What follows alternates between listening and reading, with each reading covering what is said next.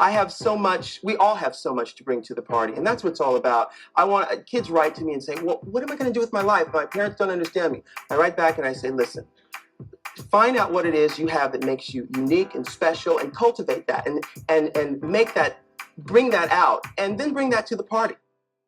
You know, there's a frequency that is unique to you, and your job is to locate it. There's so much noise around you. There's so many influences that say you should do this, you should do that. Where you want to be is in your own natural frequency, your own natural energy source, and you have to locate it. And you locate it through stillness. I know that sounds scary to you because it sounds like meditating. How do you meditate? Well, it's as simple, honestly, as just being still and listening to your body, listening for that frequency. It's there. It is there. You're connected to it. But you want to create space in your consciousness for your frequency to shine through. That's what owning yourself, owning who you are is all about. It is in the stillness that these messages, that these impulses can make themselves known. And you needn't look further than nature. You see the huge, beautiful mountains in the desert in Arizona and New Mexico, and they majestically just sit there through storms and wars, but they're still there in their stillness. Now, once you hear the voice, once you become authentic with yourself, a lot of things are going to come up. A lot of things are going to come up for you, kiddo. Don't be afraid of it. Allow it to come through. Actually, when I turned 30 is when it was a revelation to realize I don't have to like everybody, and everybody doesn't have to like me. Huge, huge. All of my 20s, you know, even though I was rebel, punk rock, all this, I still wanted people to like me. I still changed myself so that other people could feel non-threatened or that they would fall in love with me. It is such a waste of time because when your own frequency shines through, people and like-minded energy sources will just naturally gravitate to you. You don't have to do anything except be true to your own frequency. So your job isn't to try to make people like you. Your job is to, like yourself, find your own frequency so that other people in your sort of energy source, energy strain, gravitate toward you like a beacon. It's like Batman's light that shines out so that people go, oh, there you are. Because if you're trying to be somebody else, you won't be happy with the results you get. It's not true to you. But when you find your frequency, there's an ease to it. You fall into it like it feels like a well-worn jacket. It feels like your favorite pair of shoes. It feels like home, the home you always wanted to live in. And again, like a garden, it takes managing. You have to continue to cultivate it, continue to make space, and do an inventory of the things that don't work for you anymore. You've heard people say, the old tapes or the old messages in your head that don't work for you anymore. You have to take that out. And that takes due diligence, and it takes management, like a garden. And that's why meditation, even if you're doing 30 seconds, yep, you heard me, even if you're doing 50 seconds, where you focus on your breathing and let the stillness guide you, you will find your frequency. Maybe not today, maybe not tomorrow, but keep practicing that, and it will happen. And it is your life's work, and it's your life's work throughout your life.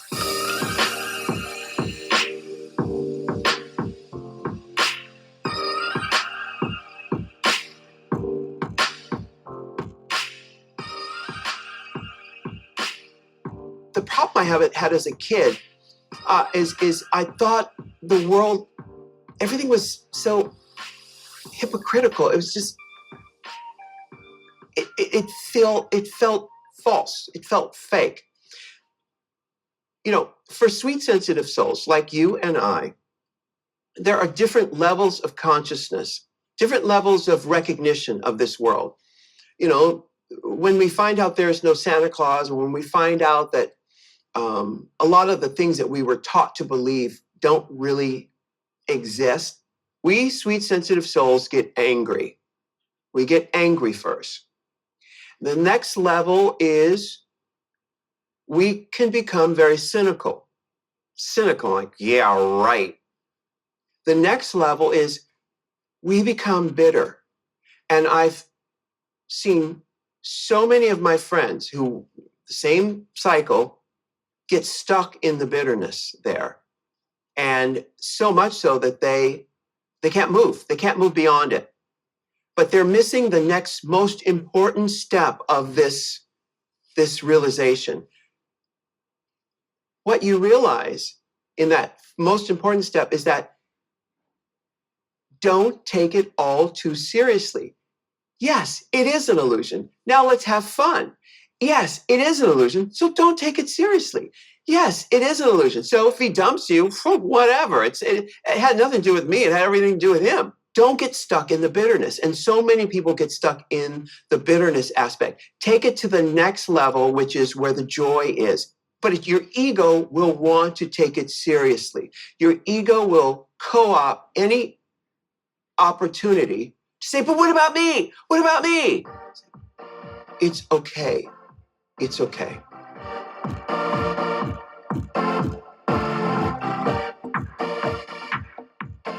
You know, most of us were raised by people who didn't know how to love themselves. They had children out of obligation, out of societal, I don't know, the reasons that people have children vary. But a lot of us are on our own when it comes to nurturing ourselves. Some people, thank goodness, do have nurturing parents, authentically nurturing parents. But I think those people are few and far between. Now, how do you do that for yourself? Well, it takes time, because first you've got to identify where the negative voices are coming from. You have to first start with, where did that come from? For a lot of us, those voices came from parents, could come from some of the kids in the neighborhood, and our ego chose to believe that. Today, you have the opportunity to reparent yourself. You have the opportunity to change those voices. Now, those voices will never go away. What the good news is, though, you fortify the other voices. You infuse the other voices with positive voices. And as time goes on, you'll be able to recognize, oh, that was my mother. Oh, that was my father. Or that was the kid down the street. It wasn't your voice. So what happens is you fortify the other voice so that when that negative voice comes up, this voice says, thanks for sharing, but that was never the truth. That wasn't even, it had nothing to do with you. It had everything to do with them. And we call that a healthy denial. And you can even take it a step further, which is, why do I even entertain that voice? Why has that voice still been able to live in my consciousness? What payoff am I getting from listening to that voice? That's a deep question right there. Now, speaking for myself, when I've gotten depressed and I've pulled myself out of it, I realized that the payoff had to do with me justifying other bad behavior. That bad behavior being able to talk smack about the world. Say, oh, look at her. Or, you know what? That's ugly. This is some BS. I'm not cussing here. This is some BS. You know what? F all y'all. You know, the world has treated me so bad that I don't have to do nothing. I don't have to follow no rules. I don't have to do nothing that y'all are doing. You know, F y'all. You know what I'm saying? That's what I have found. But when I am willing to let go of that payoff, that's when I can move forward. Years ago, I used to be late to things, to places, even though starting out, I had so much time, but I procrastinated and then I ended up being late. What I realized about that was that I got a payoff from being late.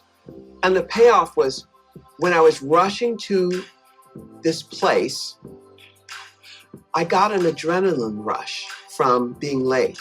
I'd be like, oh my goodness, oh shoot, oh, I gotta get there. And this thing happened. When I was willing to let go of that adrenaline rush, I was able to arrive early. And I was never late again. When I was willing to let go of that payoff, my life changed. Now I'll arrive 15 minutes early and say, now what? What's good? What's good? 15 minutes early.